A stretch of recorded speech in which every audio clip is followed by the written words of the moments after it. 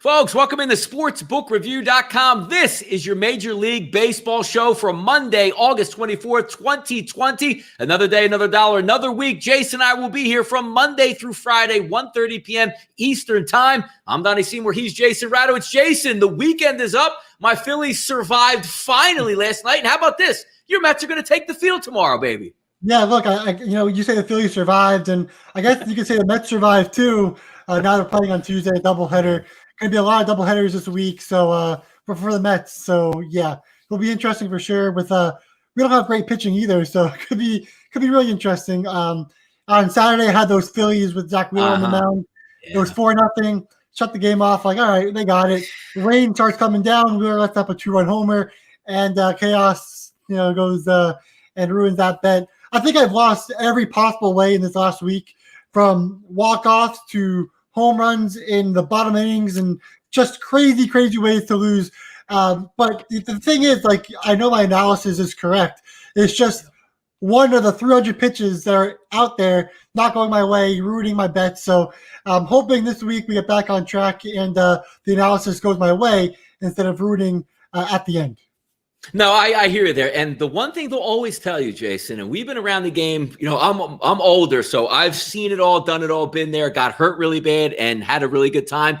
But they always tell you, Jason, don't worry, it evens out. It never, I don't care. It never evens out. Trust me, it never, ever evens out. For every 5 bad beats you get, one will swing back your way. But today, big card on the show. Thank you guys for tuning in. 78 people already watching the show. 1 minute in. Look at this. 66,700 people have subscribed to sportsbookreview.com right here on our YouTube channel. You're not doing the job. If that subscribe button is still red, click it, flip it over to gray, turn your notifications on every time Jason and I go live on the Major League Baseball show, 1:30 p.m. Monday through Friday. You'll get it delivered to your inbox. Come in and say hello. Jose, Edwin, Chris, Sammy, Neil, Bill, Shaheem, Mickey, Bold. Let's get it on. Let's get it popping. Not a huge card, so we can take maybe a deep breath and go over some games. But guess what? Major League Baseball didn't disappoint today. No NHL during the afternoon. No NBA during the afternoon. We got you covered here. 3 o'clock start. Actually, a 3:10 start down in Tampa. 9:01, 9:02. It's going to be Roark versus Snell. 7 out of every 10 tickets here coming in on Tampa Bay. Line opened up, Jason, offshore at SBRodds.com at a 198. So right around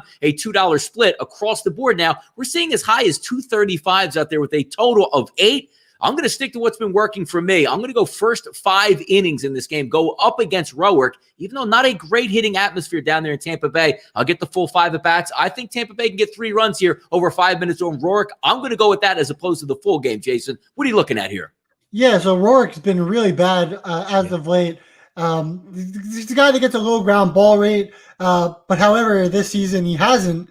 Also has a high Sierra. He's allowed 9 hits in his last start against the Orioles. In that game, allowed just 2 runs and 1 earned. But again, 9 hits in that game. He's going to get hurt if he continues to allow 9 hits per game. And that's what Donnie is hoping for with these Rays. I like the Rays here too, minus 1.5. I look at over 4.5 team total for the entire game. I don't have an official play on this one, but I do think the Rays could win this game. The last time Roark pitched against the Rays, the Blue Jays actually won 12-4.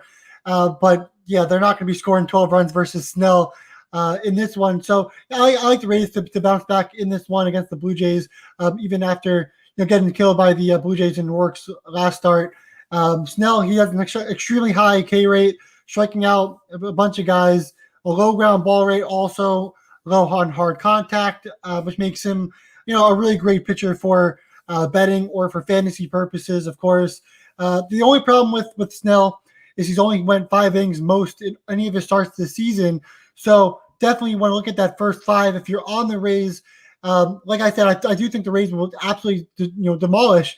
If you're going to really go deep into this game, I think the first 5 would be your play for this one. I do think the Rays will win by multiple runs in this game. I do think the offense will explode versus Roark, and Snell will hold his ground. And the Rays bullpen isn't that bad. Of course, the Rays are fighting for first place in the AL East, which tells you a lot, about the Rays and their team. So yeah, we'll see. Snell played Toronto earlier this season, just went 2 innings, 3 hits, no runs in that first start of the season. So yeah, I like the Rays all around here. I'm just not sold so I'm not making an official play on it. Yeah, expensive play overall. And I just wanted to isolate the first 5 innings here because even watching the Phillies series and so on, the Toronto Blue Jays bullpen's been pretty good on the season so far. I want to avoid that altogether. And it's the same adage goes. If you're looking at a team total, Jason, that's 4.5 for the game. If the Rays get shut out or score 1 run over the first 5, they're probably not getting to that team total anyway. So they're either going to hit it in the first 5, you should be able to carry it through. I'm going to lean on that situation there. Kristen Allen, thank you for checking in. Joe Rich, Arthur Mead, Nicholas Vasilek, Jared Schrader says, Donnie, Jason, not sure if you're cover this game, but I'd love to hear your opinion on the Astros -1. We will get to them all today. We've got plenty of time to get through. So thank you guys for checking in on the chat box. And also, if you missed the show, oh my God, you tuned in late. Did they talk about all these games? Yes, we did. Click on the link below, www.sbrpicks.com/MLB. Video content, written content. It's all there designed to make you a better Major League Baseball gambler right here at sportsbookreview.com. Let's keep going. 9:05, 9:06, Mills and Mize on the mound. That's the Cubs and the Detroit Tigers. About a 50-50 ticket split. We did have an opening here for the Chicago Cubs at -144, Jason. That's dipped about 20 cents, -124s, -123s, maybe as high as 130 still left on the board, but a total of 9.5 across the board. Now, normally when you take a look at it, I can't stand Detroit's lineup. When you match up just the 1 through 9 Detroit versus the Cubs, it looks like a mismatch. But the kid Mize was really good in his first start. We'll see if that continues. And I'm going to be one of those type of bettors here in this game, Jason, that says, you know what? Maybe these guys in the Cubs have to see him maybe in a bat or two before they get their feel. I'm going to try to jump on this quick because I think I have a better pitching matchup on Detroit's side with the young kid. First 5 innings, money line, only -103. I'm going to take a shot with the Tigers in the first 5 here, Jason. Which way are you looking? Yeah, I'm glad you're on that as well. I was looking at the Tigers, as value play at +115. Also under 9.5 would be a play here for me. Yeah, Mills, he's been getting hit hard these last 2 games. Went just 3.2 innings pitched against the Cardinals. Allowed 6 earned runs on 7 hits. The game before that versus the Brewers, he allowed 4 earned runs in 6 innings pitched. So Mills, he started off the season really hot. Now he's allowed 10 earned runs in his last 9.2 innings pitched. He's a guy that's going to get a heavy amount of ground balls, average K rate at best. But yeah, like I said, 51.5% of ground balls this season. Obviously, Casey Mize, we don't have that much information on him at the MLB level. He did look good, like you said, in his first start. Had a solid amount of strikeouts, didn't walk anybody, got a decent amount of ground balls, had low hard contact as well. Again, this is why I'm not going to be touching this game because I just don't have enough information on Mize in the MLB level. And Mills, he's been a little awkward because his first 2 games, he was really poor. His last 2 games, or his last 2 games were really poor, and his first 2 games were pretty good for Mills. So really hard to figure out, what we're going to see in this game. Like Mills, his exit velocity, 82.9 miles per hour, which is really, really soft. We're going to talk about guys that have 90, 92 miles per hour on the exit velocity. He's 82.9 in 4 games started. So it's not like he's only played 1 game. That's 4 starts, 22.2 innings, and the exit velocity on balls that are hit, 82.9, which is, really low. So hard one for me. I think there's value on the Tigers at +115. Definitely value in the first 5. I do think Mize is the better pitcher. But again, this is a tough matchup for sure.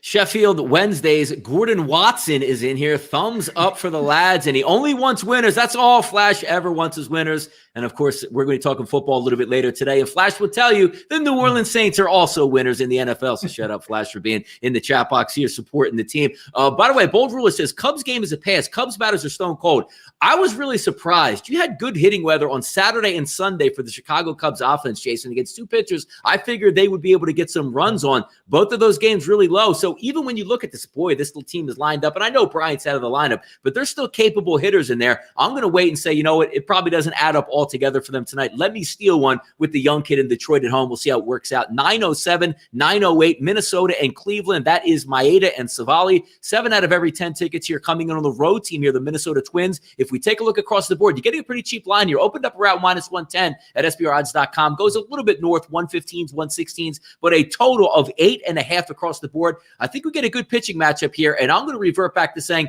I'm not sure the Indians' bats will come alive in this game. I always think the Twins, when you look at that lineup 1 through 9, they usually have enough to do some damage, but the total sitting at 8.5, you know me, I'm usually an over player, but I just get an under 8.5 vibe from this game, and I'm going to sit on it, Jason. Yeah, and I was even looking at under 4.5 in the first 5 innings. Yeah. It's just for me, I'm just not sure. I'm not sold on Savali just yet. I'm really not sold a 2.91 ERA, a 2.7 FIP in 5 games started. He's been really good. Don't get me wrong. I'm just not sold on Savali. Obviously, I'd rather the Twins in this spot. Kenta Maeda had a no-hitter going through 8 innings. Obviously, Savali pitched a complete game against the Pirates in his last start. So, yeah, we have 2 great pitchers on the mound. I'm just not sold on Savali just yet, especially against the Twins offense that they have actually performed really well on the road this season. So that's what kind of took me away from backing that under 4.5 in the first 5. But I do think it's going to go under. When you look at these FIPs, you have a 2.48 for Maeda, Savali a 2.7. So maybe you're looking at a 6-1 game for the Twins in this game. I think Maeda is one of the better pitchers in the league, if not the best pitcher in the AL this season so far. 9.38 strikeouts per 9 innings, 1.71 walks per 9 innings. And then Savali, he's not walking anybody at 0.79 per 9 innings as well. So, tough game for me. I just think Maeda is the better pitcher. We'll get more ground balls in this game as well. So I like the Twins here. I know they're around to pick them. So if you're going to choose a team in this game, I like the Twins on the road. I just can't get myself to back the under because I'm just worried about the Twins offense, like you said. But, I think it could be a 6-1 game, and maybe even the Twins on the over team total as well in this one. It's probably low, obviously, with this game being a low total in the first place. So, yeah, it's going to be a fun game. I do think the Twins edge the Indians out, though.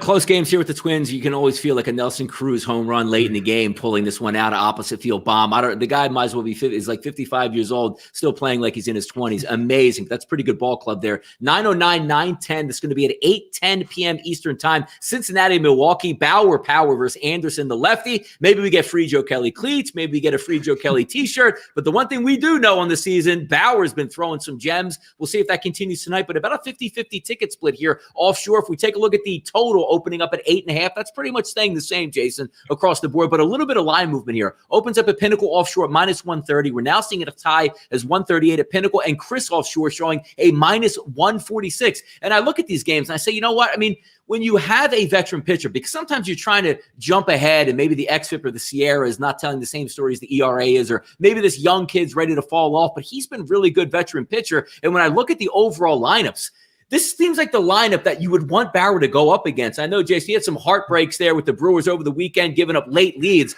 but this lineup just hasn't clicked over yet, and I don't see it clicking over tonight. So I'm going to actually lean on the under in the first 5 innings of 4.5, and that's based on, hey, look, the Reds might get some runs, but I would be hard-pressed to believe if the Brewers are going to get 2 or more runs over the first 5 innings. I'm going to sit on this under 4.5 first 5 innings. What are you thinking on this game? Yeah, I mean, look, when you have Trevor Bauer at -130, -134, that range, I mean, how do you not look at that and sit and take it once, Bauer, she's allowed just 2 earned runs in the entire season, 41 strikeouts, 7 walks. Batters are hitting just .093 against him, a guy with an extremely high K rate, swinging strike rate.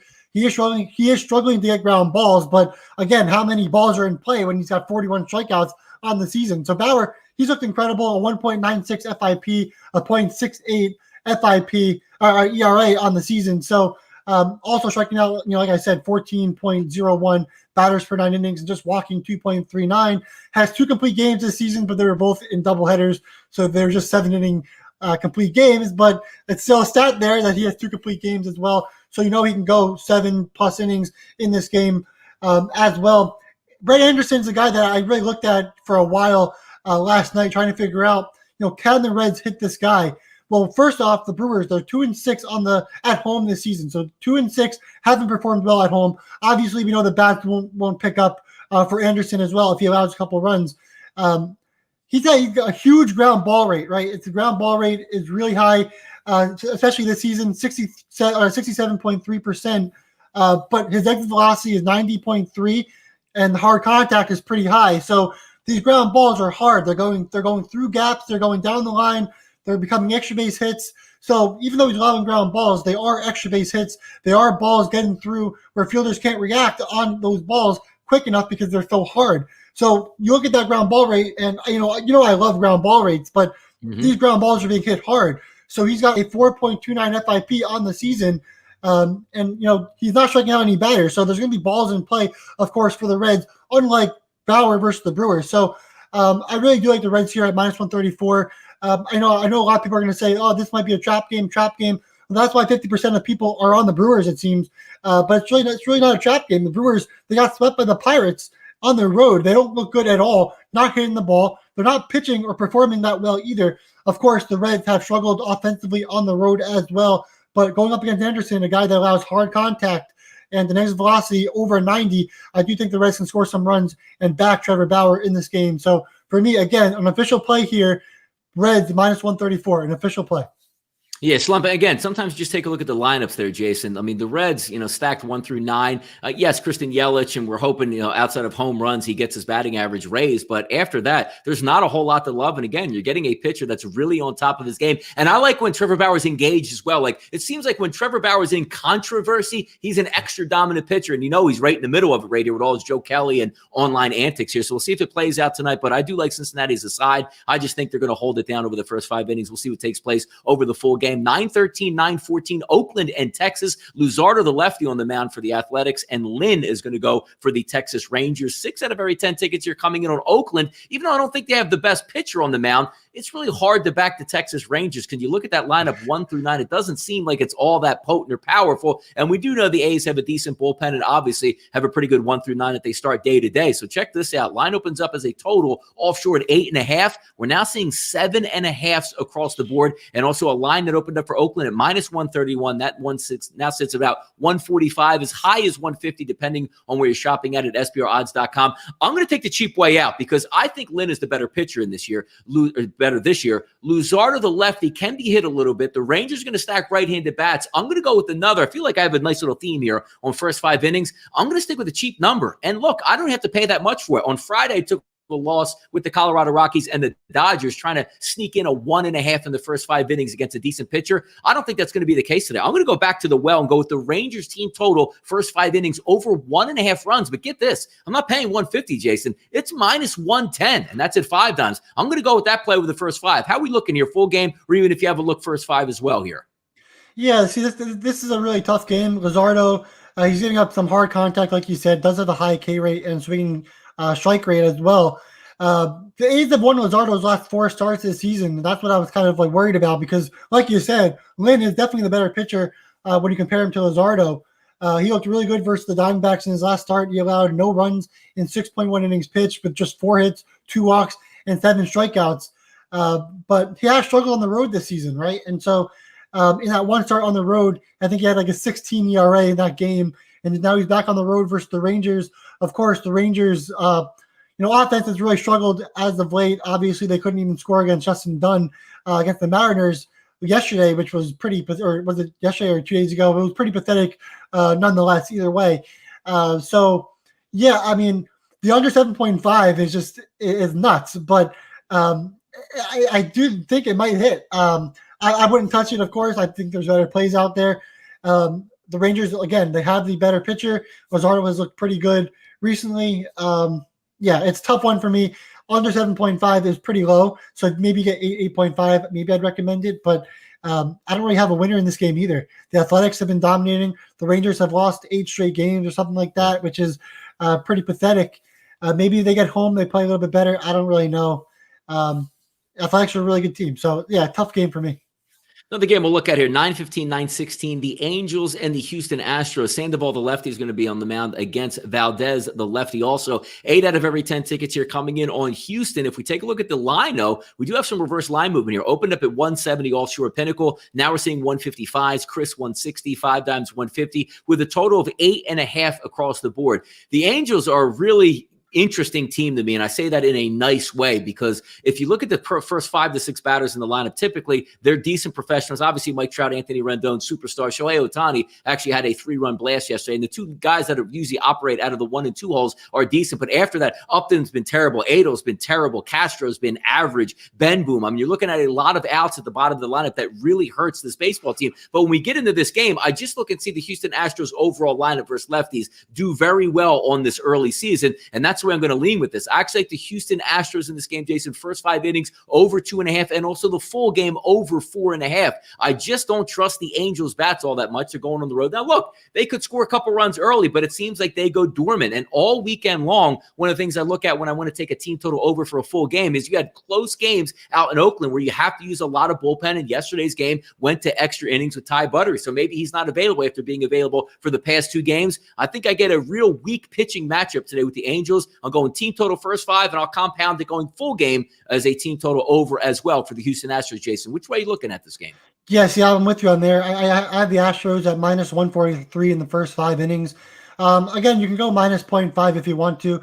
Like Donnie and I always say, like, if it's under minus 150, then why play around with the spread? Yep. Right. So Astros minus 145 or minus 143 in the first 5 innings is another official play for me.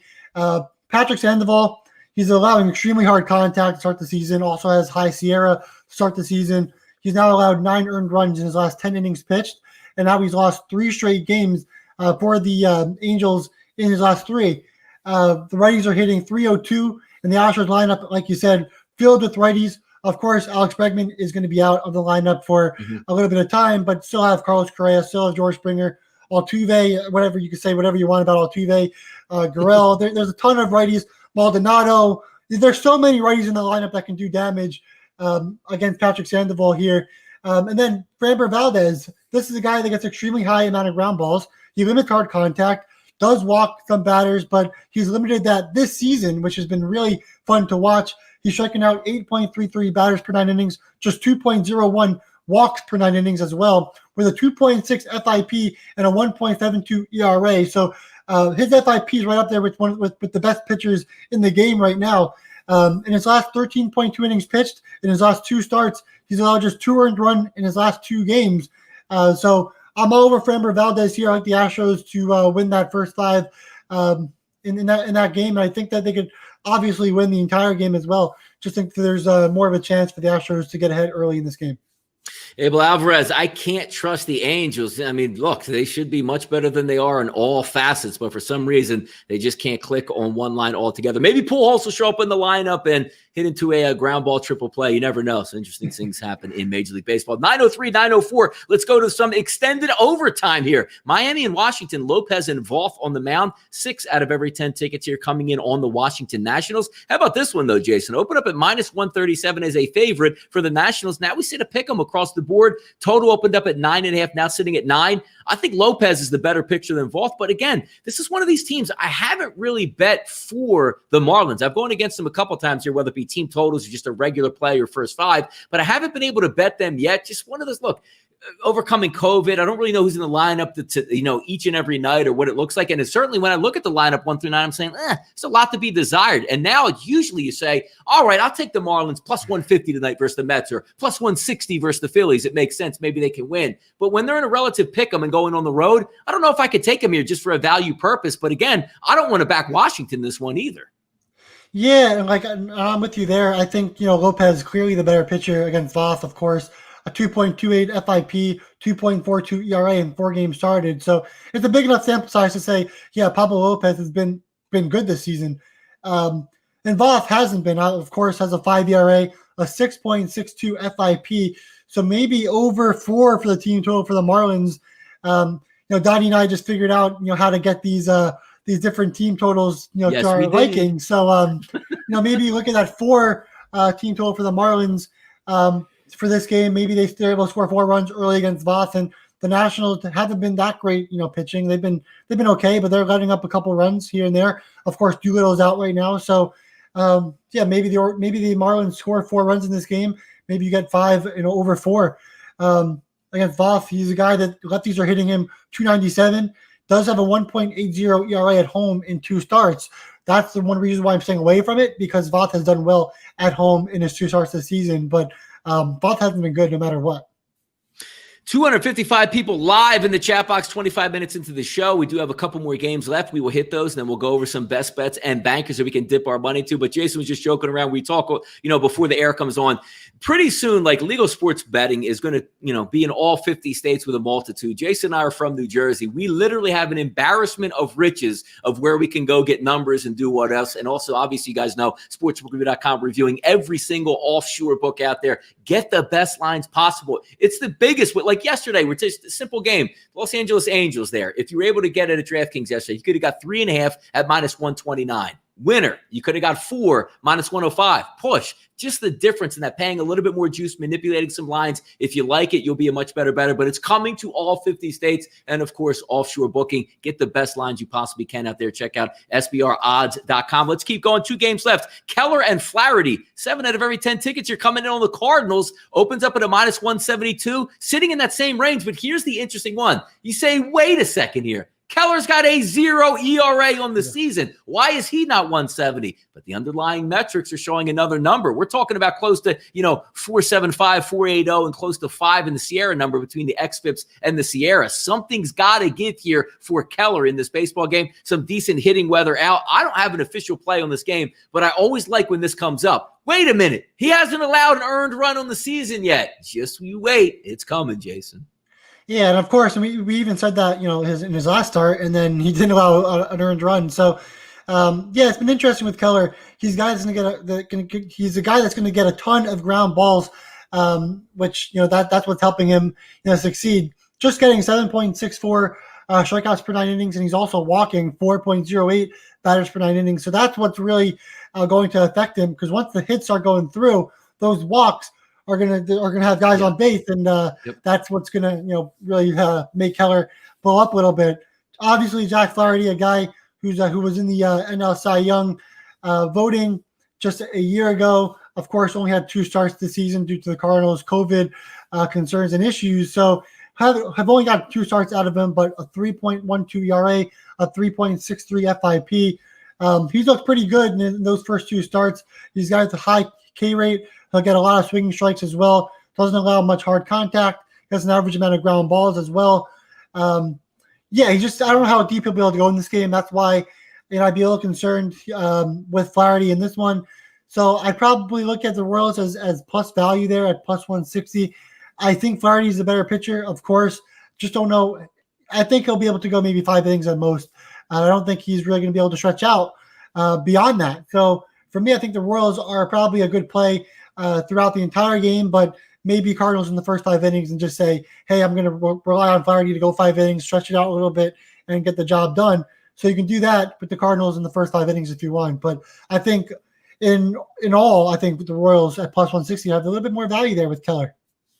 9-17, 9-18. Final game of the day, Colorado and Arizona, Castellani versus Kelly. This will be out in the desert. And keep in mind as well, night game in the desert, 9:40 start on the East Coast, obviously 6:40 out there. Now, you usually get to see that roof open, so late inning magic might be able to creep in here. 50-50 ticket split in this game. Heavy favorite here for Arizona. Opened up at 150, still staying in that range with a total of 9.5. Now, whenever I take a look at Colorado, it's hard to take some of the hitting out of the equation because obviously they play half their games, at least in Colorado, half of them on the road. But I do like to look at the pitching matchups here. We take a look at Castellani, the young kid for Colorado. First game of the season on the road, 4 innings pitched, no earned runs. Actually had a decent start at Coors, 4 2/3, 1 earned. Got roughed up a little bit at home versus Houston. But again, 2 of the 3 games that he's had were in Coors. So now he's going to step out. And hey, maybe the roof opens, gives it a little bit of an extra boost. But I can't tell you enough. The Arizona Diamondbacks really need to get back home and get swinging the bats again. I don't have an official play on this game because I don't have enough on this pitcher to make an honest decision on it. Do you have any which way that you're looking in this last game of the night, Jason?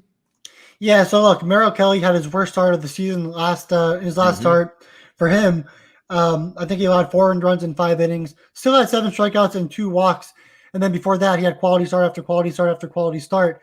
However, right now, of course, the Diamondbacks offense has been really struggling, not scoring much of anything, going up against Ryan Castellani, who has a 5.41 FIP and a 3.77 ERA. His exit velocity, and of course, he pitched in Coors Field, but it's 93.1 in 3 starts this season, only getting less than 7 strikeouts per 9 innings, walking 2.51. He's an interesting guy, Castellani. I can't really figure him out too much, just like you. But then again, I'm not going to back the Diamondbacks with their offense struggling so much, even with Merrill Kelly on the mound.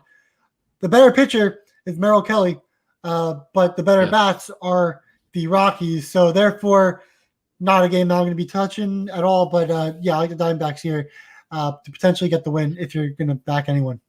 30 minutes, full card down. That's how we do it. Get in, get out. Your time is valuable, and we certainly want to get you guys that information that you need, make a more informed decision. And we do have some baseball coming up in about an hour, so hopefully we do cash in some tickets. But now's the time of the show we like to get to best bets and bankers. I'm going to go with a 3-pack tonight, Jason. 2 are going to be in one game. 1 is going to be from the early game. So I have a nice little afternoon. I want to pick up this winner before dinner, as I like to say. It's a nice little rhyme. Team total over 2.5, minus 125. First 5 innings for me for the Tampa Bay Rays. And then I'm going to go around a little bit later tonight. We're going to go down to Houston, and I'm going to take the team total over 2.5 in the first 5 innings. Then I'm going to take the team total over 5 full game. So a doubleheader in the Houston game. I'll take the first 5 over 2.5 in the Toronto game versus Tampa Bay. Obviously, that's Tampa Bay over 2.5 in the first 5 innings. Jason, best bets and bankers, brother. Take it away.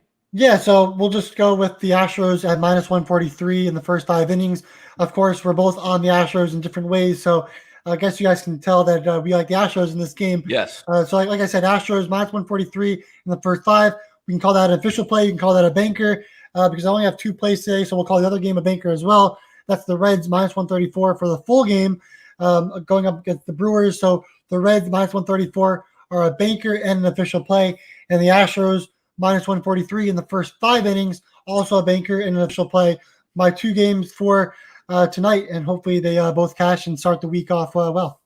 Monday, Major League Baseball show in the books, half hour, getting those plays in and out, and certainly taking care of business. Hopefully we can cash in on some of those tickets. Last thing before we get out of here, 66,700 people have hit that subscribe button. If you haven't done yet, please do that. And also, if you missed the show, Jason, Donnie, I thought you guys started at 2 o'clock today. Nope, it's 1:30 every day, Monday through Friday. Click on that link below, SBRpicks.com/MLP if you missed anything. A lot of fun doing the show, Jason. Once again, let's have a good week. For Donnie Seymour, he's Jason Radowitz and SportsBookMe.com. This is your Major League Baseball show.